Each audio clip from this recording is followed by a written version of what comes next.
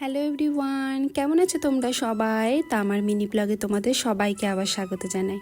বালুরঘাটে নিজের বাড়িতে থাকার দিন প্রায় শেষই হয়ে এলো। আর মাত্র একটা দিন, তারপর আমাকে ওই বাড়িতে আমার নিজের সংসারে ফিরে যেতে হবে। ঘড়িতে এখন বাজে প্রায় 10টা মতো। সকালবেলা জেঠু এসে ডিম আলা ইলিশ মাছ দিয়ে গেছে। আমার হাজবেন্ড ইলিশ মাছ খেতে বড্ড ভালোবাসে। আজ আমার রান্নাঘর থেকে ছুটি, মা সমস্ত রান্না নিজেই করবে তার জামাইয়ের জন্য। মা প্রথমে রান্না করে নিল মাছের মাথা দিয়ে মুগের ডাল। ইলিশ মাছটা আমারও বেশ খেতে ভালো লাগে, তাই মা আনিয়েছিল। আর বাড়িতে জামাই এসেছে, ইলিশ মাছ হবে না তা তো কখনো হয় না। আমি যেদিন থেকে বাড়িতে এসেছি মা আমাকে বলছিল যে প্রীতমের জন্য কি কি রান্না করা যায়।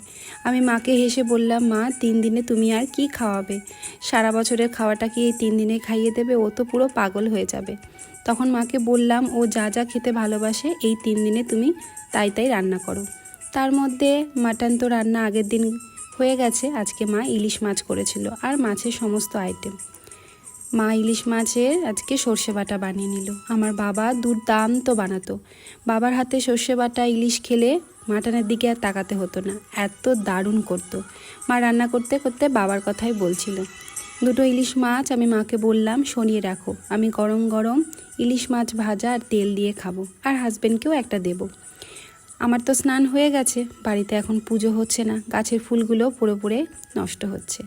মা স্নান করে এসে তার জামাইয়ের জন্য কয়েক রকমের ভাজা বানিয়ে নিল। একটা হলো ডিমের বড়া ভাজা, এই ব্যাট পাঁপড় ভাজা আর বেসনের পাট ভাজা। আমার হাজব্যান্ডকে যখন বললাম পাট ভাজাটা খেয়ে নাও, ও বলল পাট ভাজা? পাট এনে ভেজেছ? আসলে এটা তো আমাদের বালুরঘাটের ল্যাঙ্গুয়েজ। ও শুনে তাই একটু হাসলো। ওদের ওখানে কি বলে আমি জানি না। আমিও দুপুরবেলা ওর সাথে লাঞ্চটা করে নিলাম। তারপর মা আমাকে আম কেটে দিয়েছিল। ওই যে আম খেতে আমি বড্ড ভালোবাসি। বাবার অভাবটা এখন মাই আমাকে পূরণ করে দেয়। দুপুরবেলা খুব ঘুমিয়েছিলাম, গতকাল রাতে অনেক দেরিতে ঘুমিয়েছিলাম, তাই জন্য এত ঘুম পেয়েছিল।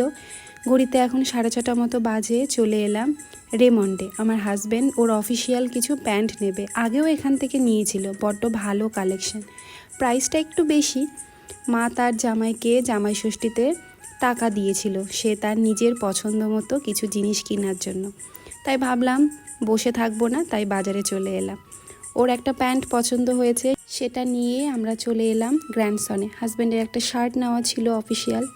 রেমন্ডের কাপড় কিন্তু ভীষণ ভালো। আমার বাবাও রেমন্ডের জামা পরতে বড্ড ভালোবাসতো। বিয়ের আগে প্রথম টিউশনের টাকা দিয়ে বাবাকে একটা রেমন্ডের জামা কিনে দিয়েছিলাম। আজ হয়তো থাকলে আবারও কিনে দিতে পারতাম। তারপর টোটো করে চলে এলাম ট্রেন্সে। সেখানেও কিছু কালেকশান পছন্দ হয়েছিল হাজব্যান্ডের। বালুরঘাটে আসবো আর ট্রেন্সে আসবো না তা হয় না। ঘড়িতে এখন বাজে 8:30। ওদিকে মামি ফোন করে যাচ্ছে। চলে এলাম আমার ছোটো মামার বাড়িতে, হসপিটাল মোড়ের ওখানেই বাড়ি। এসে দেখো মামি সাজিয়ে কত খাবার দিয়েছে। কমিয়ে কমিয়ে এইটুকু আমাকে খেতেই হয়েছে। আমার বোন ও ক্লাস 10-এ পড়ে, এবার মাধ্যমিক দেবে। ওর নাম বনি। আমি ভিডিও করছিলাম বলে আমাকে আস্তে করে বলল, দিদি আমার লজ্জা লাগছে। আমি বললাম লজ্জা কিসের? মামার বাড়িতে অনেকটা গল্প করে সময় কাটিয়ে আমরা এবার বেরিয়ে পড়লাম। বেরোনোর সময় আমার হাজব্যান্ড আমার বোনের সঙ্গে ছবি তুললো। ওদের বন্ডিং কিন্তু আমার বিয়ের আগে থেকে, তাই ওদের দুজনের বন্ডিংটা ভীষণ ভালো। ছবি তোলার সময় একটু ছোট্ট করে ভিডিও করে নিয়েছিলাম। দুজনেই তো শাই, ভিডিওতে আসতে চায় না। ঘড়িতে এখন 10টা মতো বাজে। চলে এলাম বাড়িতে। তারপর একটু খেয়ে নিয়েছিলাম, কালকের একটু পোলাও ছিল। খেতে খেতে মায়ের সাথে গল্প করলাম। আজই তো বাড়িতে শেষ রাত, কালকের রাতটা হয়তো ট্রেনে কাটাবো। চলো ভিডিওটা তাহলে এখানেই শেষ করছি। তোমরা সবাই ভালো থেকো, দেখা হবে পরের ব্লগে।